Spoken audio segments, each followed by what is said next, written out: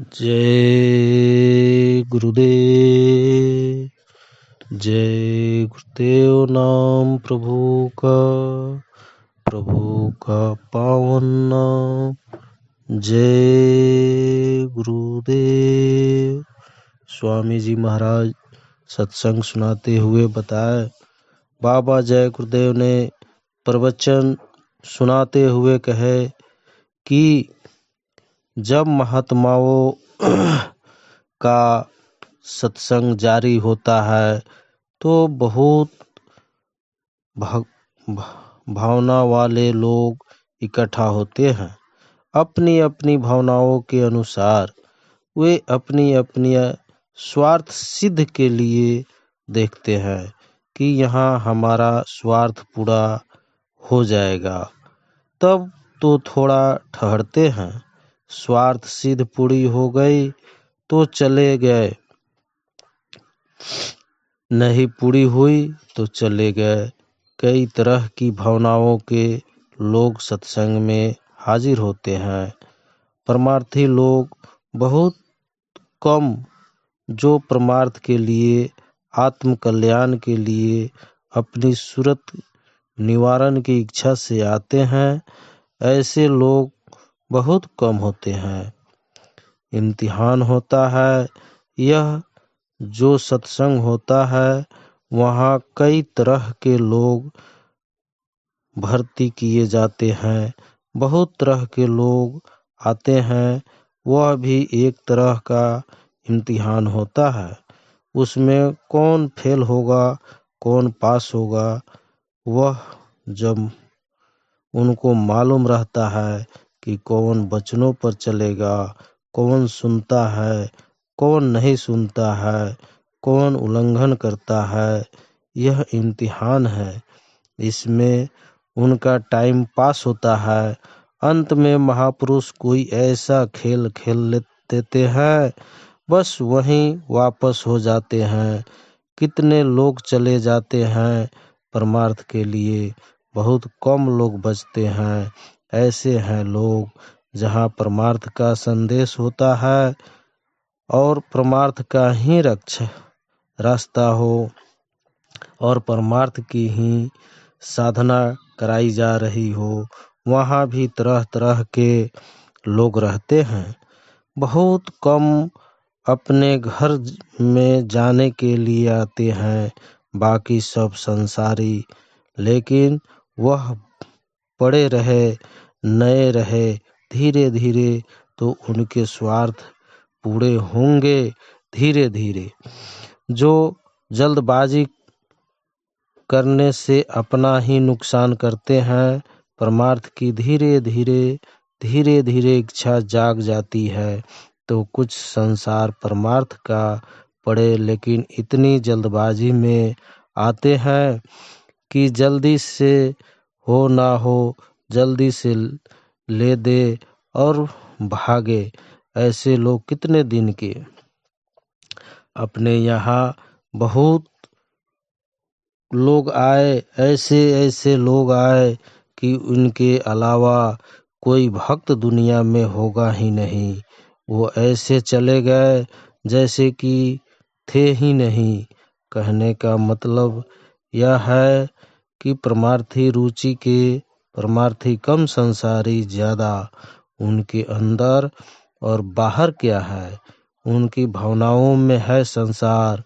लेकिन धीरे धीरे सत्संग सुनते सुनते संसार जब पढ़ते हैं तो धीरे धीरे परिवर्तन उन भावनाओं में, जिनके अनुसार जुड़े हुए वह तार कटते हैं।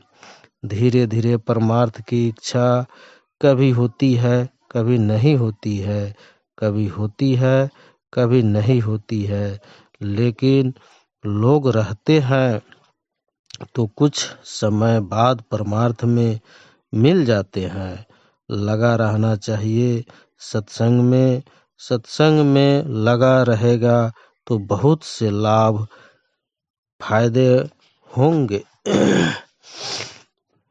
हार कर आए। वास्तव में यह देखा गया कि मनुष्य शरीर में बीमारियों का ऐसा भंडार खुल गया कि कोई दवा किसी तरह की काम करती नहीं। हर तरह से परेशान होकर तब सोचते हैं कि चलो जल्दी चले। वैसे तो यहाँ कोई दवाखाना नहीं है। चलो दया की जो दवा होती है वह दी जाती है, लेकिन इतनी जल्दी करते हैं कि कभी सब कुछ हो जाए, अभी हो बाद में कुछ नहीं। जो कर्म किए हैं उसका तो भोग भोगने के लिए सब सामान तैयार कर लिया, फिर वैसे छुटकारा ले पाएंगे? फिर उसके लिए कुछ सोचना, कुछ करना, कुछ धरना, कुछ छोड़ना, कुछ पकड़ना, ऐसे कैसे हो जाएगा? इस तरह के जीव जब सत्संग प्रारंभ होता है तो सब तरह के जीव आते हैं। वह थोड़े दिनों के बाद फिर गिर जाते हैं, निकल जाते हैं दूर। यह संसार और परमार्थ, इसमें बढ़ा अंतर परमार्थी संसार को उतना समझता है जितनी जरूरत बाकी परमार्थ में उस समय देता है। संसार परमार्थ को कुछ नहीं समझते, संसार को समझते हैं, परमार्थ को नहीं। इसलिए इसमें उनमें मेल नहीं बैठता। जब मेल नहीं बैठता तो कुछ नहीं। लोग परमार्थ का कम लाभ उठाते हैं, सूरत शब्द की कमाई कम करते हैं। संसार ज्यादा छाया हुआ है, अंदर बाहर में बसा हुआ है, वह निकले नहीं निकलता। और एक घड़ी आधी घड़ी में, वहाँ 1 घंटे 2 घंटे में क्या मिलेगा? जब रोज सत्संग की रगड़ पड़ी तो तब जाके क्या हुआ? संसार छिन्न भिन्न हो गया। जब फिर बुद्धि जागती है तब कुछ निराकरण होता है, नहीं तो बड़ा मुश्किल है। जल्दबाजी नहीं। इसलिए परमार्थी की इच्छा लेकर सत्संग मोती सो तो अच्छा रहे। परमार्थ भी कुछ बनेगा, कुछ स्वार्थ भी बन जाएगा। जितनी जरूरत होगी सत्संग में, जल्दबाजी करने से क्या होगा? तो आप जल्दबाजी में कि जल्दी कर दीजिए, कहा कि जल्दी कीजिए नहीं तो मैं जा रहा हूँ। अरे भाई, तब आए क्यों? डॉक्टर के यहाँ दवा लेने जाते हो तो कहिए कि जल्दी कीजिए, दे दीजिए, नहीं तो मैं जा रहा हूँ। तो डॉक्टर का क्या हर्ज है? यह तो सोचना ही चाहिए। परमार्थ में शौक की बड़ी जरूरत है। जब शौक रहता है तब हमेशा उसके लिए चिंता होती है, और परमार्थ के लिए शौक नहीं तो शरीर आलस करता है और बुद्धि कुंद हो जाती है, परमार्थ का साथ नहीं देती है। इसीलिए परमार्थ में जब ये पता चले कि असली मार्ग है, असली रास्ता शब्द का ही है, नाम का ही है, और सही रास्ते सारी जीवात्माएं यहाँ उतार कर लाई गई, और सारे विश्व में सारे मानव के घट में एक ही स्थान पर दोनों आँखों के बीचों बीच बैठा दी गई। तो अपने आत्म उत्थान का प्रयास करना चाहिए। यह सारा विश्व उस सृष्टिकर्ता के लिए कुछ नहीं, वह एक जगह से सब शब्द की कहीं भी किसी जगह भी किसी देश में किसी गुफा में मनुष्य रूपी मंदिर में पकड़ा जा सकता है, क्योंकि वहीं उसकी साधना है और वहीं से वह चढ़ के जा सकता है। कोई अमुक स्थान को ढूंढने की जरूरत नहीं है। जहाँ जो है, जिस जगह वह अपनी आंखों को उलट दे, ऊपर से भी शब्द आ रहा है, उसको पकड़ ले। जब ये मालूम हो जाए कि एक ही रास्ता आने का और एक ही रास्ता जाने का है, तो और सभी प्रयास जितने भी है, ये सब पुरातन आदत है, स्वमान है। ये अंतर आत्माओं का जो संस्कार पड़ा रहता है, वह बार बार वह आदत उस तरफ का खींचता है। उससे मिलना जुलना कुछ नहीं, लेकिन आदत जड़ता ही पड़ गई, इसलिए उसी तरफ वार वार खींचती है, तो वह परमार्थ छूट जाता है और वह इसी जड़ता में लग जाता है। बहुत से लोगों को देखा गया कि परमार्थ में आए, शौक से नाम दान लिया और कुछ ही दिनों में फिर वापस लौट गए, फिर वहीं पुरानी पूजा पाठ में लग गए। उनसे कुछ मिलना जुलना नहीं है, लेकिन वो आदत, वो संस्कार जुग जुग को और जन्म जन्म के पड़े हुए हैं, बस उसी में फिर लग गए, क्योंकि उसमें तो मन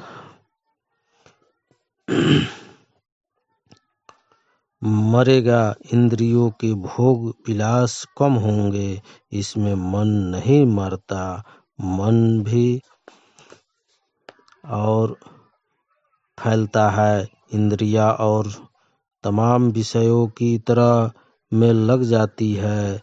मन वहाँ मर नहीं जहाँ मन फैल जाए और रस लेने लगे, फिर वहीं संसारिक वह अपना स्वभाव आदत के बस होकर परमार्थ का रास्ता छोड़ देता है। इससे मालूम होता है कि उनको शौक नहीं था परमार्थ, क्योंकि कोई भी चीज होगी, शौक से उस काम को किया जाए तब तो होगा, और ऐसे ही किया जाए तो नहीं हो सकता। कोई भी काम हो, चाहे बाहर का हो चाहे अंदर का हो, तो हम लोगों को सत्संग सुन कर के शौक पैदा करना चाहिए। उसी फिर तड़प पैदा हो जाती है कि अब उससे मेल मिलाप हो, उसकी पकड़, उसमें दया मांगे, वह मेहर की दृष्टि करे, कि वह रीझ पश्चाताप करे, तब जाकर के यह सब साज समान सुख के लिए बनता है। तो ये कुछ नहीं है, बस ऐसे ही आलस। संत मत एक ऐसा मत है कि जब तक जागृति रहे तब तक तो ठीक है, और जैसे ही जागरण समाप्त हुआ तो संसारी बिल्कुल फिर परमार्थ का और नाम निशान नहीं। इसी तरह से जब तक वो महाशय साधक रहे तब तक तो ठीक रहा, जब वो चले गए, कोई नहीं रहा, तो संसारी वो तो नाम मात्र की रह गया। वो कर्म करतूत ज्ञान और ध्यान वो कुछ नहीं। जब जो नए लोग आएंगे उसको भी जगाना पड़ेगा। जो पहले के हैं वो जाग जाए, अपना अपना काम करे। यह तो काम देश का ही भूल भुलैया है। अवसर मिल उसमें जाग गए तो ठीक है, नहीं तो यह पीछे कि किसी भी जाति में जन्म हो जाए, लेकिन वो तो मिलना चाहिए। ना महात्मा जा कर के परमार्थ बनता है, बिना महात्मा के मिले परमार्थ नहीं। परमार्थ के लिए शौक जब ये पता चल जाए कि रास्ता सही है, सच्चा है, तो उसमें लगन के साथ में, शौक के साथ उस काम को करना चाहिए और ऐसा बना रहना कि हर वक्त बराबर निरंतर उसकी याद रहे। यह नहीं कि बस भूल गए तो भूल गए, फिर कुछ नहीं, फिर वह तो सुमरन भजन ध्यान के वक्त में ऐसे भी याद नहीं आएगा। हर वक्त याद रखना चाहिए। जय गुरुदेव, जय गुरुदेव।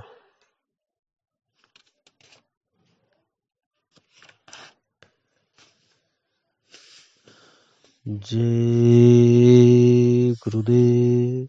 स्वामी जी ने कहे, जब मन कभी उदास होता है दुनिया से, तो समझ लो कि गुरु की दया हो रही है। कभी भजन की इच्छा होती है तो कभी सुमरन करने की इच्छा होती है, तो समझना चाहिए कि गुरु की दया हो रही है। आगे दुख बहुत आ रहा है। मैं लोगों के द्वारा जन जन में यह बात सुना दूंगा, ताकि कोई यह ना कह सके कि मुझे किसी ने बताया नहीं था। तकलीफें तो इतनी आ रही है कि लोग घुट घुट कर रहेंगे। असहनीय तकलीफें आएगी। नवरात्र में 9 दिन तक व्रत रहने से अन्न का सारा खामियाजा पेट से निकल जाता है। तुम कब तक दर्जा में पढ़ते रहोगे? आंखों के ऊपर आओ, जहां रूहानी सफर शुरू होता है। इस आसमान के ऊपर तुम्हें अनेक देवी देवता, अनेकों चांद और सूरज मिलेंगे। ऊपर के लोकों में, ब्रह्मांडों में जब तुम आओगे तो वहां की रचना देखकर तुम चकित रह जाओगे।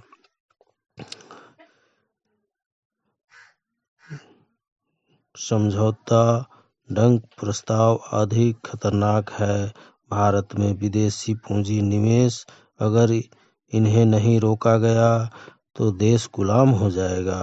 दूरदर्शी ने तजुर्बा कर लिया है कि जाली नोट कैसे पकड़ते हैं। जय गुरुदेव।